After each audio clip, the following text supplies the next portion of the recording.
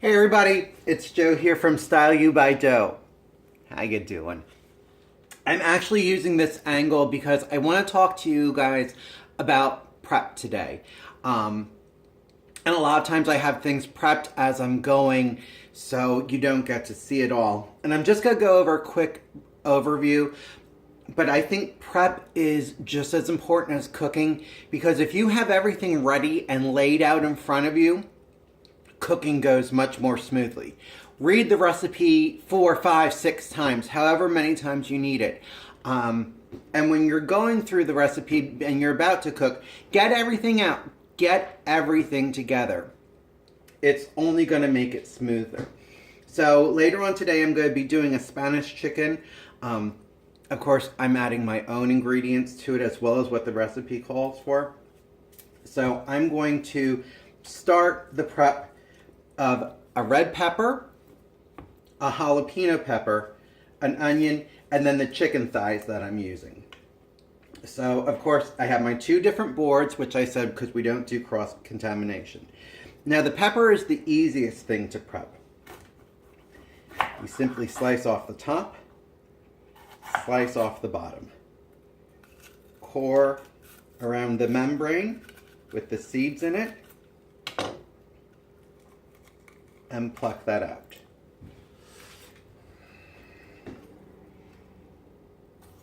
Slice it open, lay it flat, and always work with the inside up. Now, normally you prep these, normally I eat those. So, you just want to run the whole knife through. Longer slices equal a better chop. And for the most part, try and keep it even. Don't get incredibly crazy about it. But the more even you keep your slices, your dices, the more evenly it cooks. So I kind of want to dice. So I slice through it longwise. I'm going to lay that out, put my hand down, and I'm just going to, again, run my knife through it. And I'm eyeballing it. I'm trying to make sure that they stay even so they cook evenly, but I'm not going crazy about it. So then we get to this funny piece here that has the membrane. And the membrane is actually kind of bitter. So what I normally do is I'll just lay it down. I'll cut the membrane right off and then just keep going. That's trash. We don't worry about it. So, that's a red pepper, a green pepper, a yellow pepper. Your jalapeno pepper is going to be a little bit different because that contains the heat. So again though, slice the top off, slice the bottom off.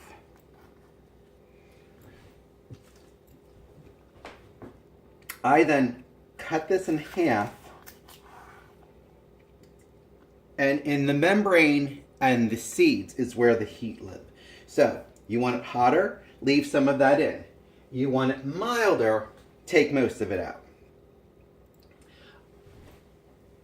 The best tool for doing that, and here, I wasn't prepared, but the best tool for doing that is a spoon. Again, wasn't prepared, and now you're suffering. Ha! See, even I do it.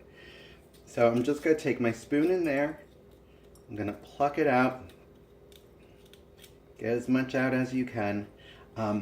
You can use your fingers. I often use my fingers.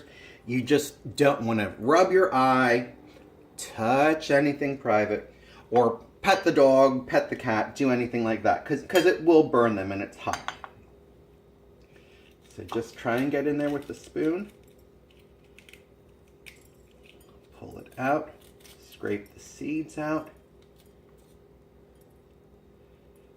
Again, I didn't go crazy with all of the membrane because I do want some heat in it. I like my food a little on the hot side.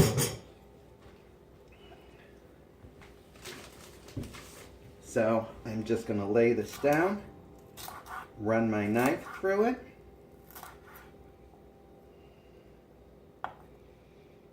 Turn it lengthwise and cut it just like I did the pepper.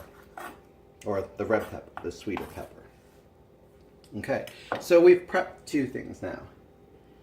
Now an onion.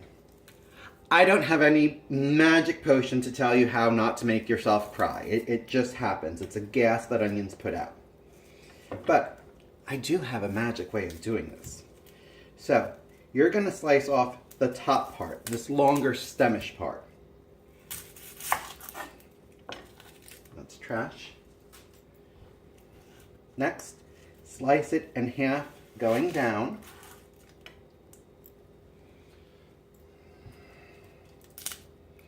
You gotta pull off that top layer, that skin, which nobody wants to eat because it's, well, papery and gross.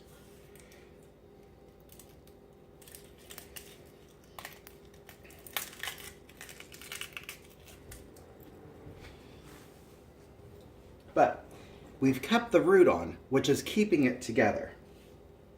So, when I slice an onion, I always slice in lengthwise,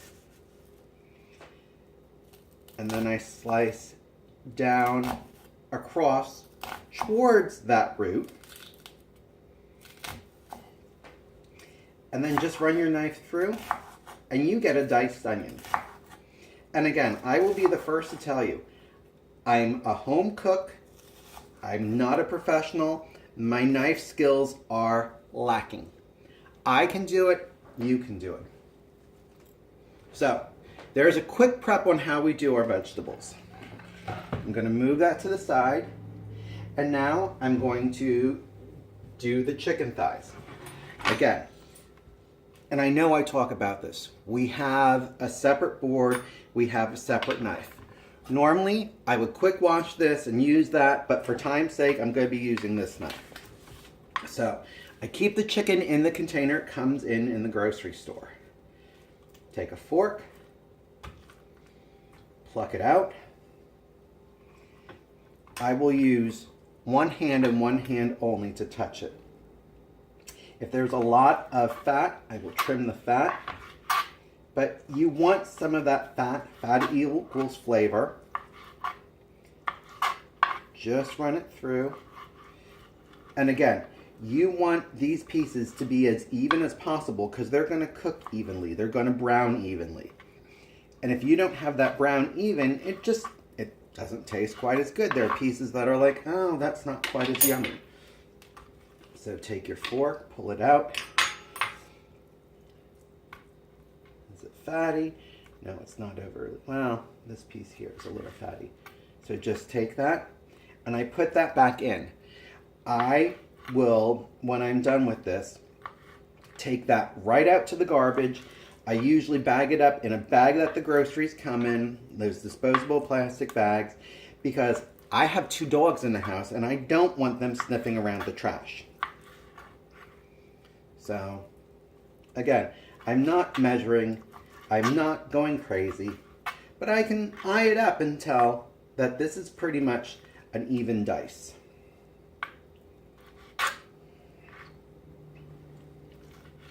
Quick do this one up.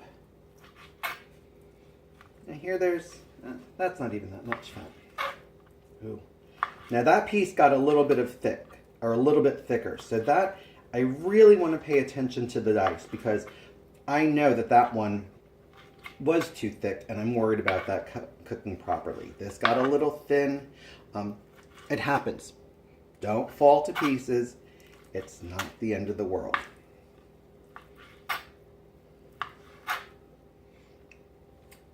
If you have a pickier eater that, oh, I don't like that, I don't like this, prep this before they're with you.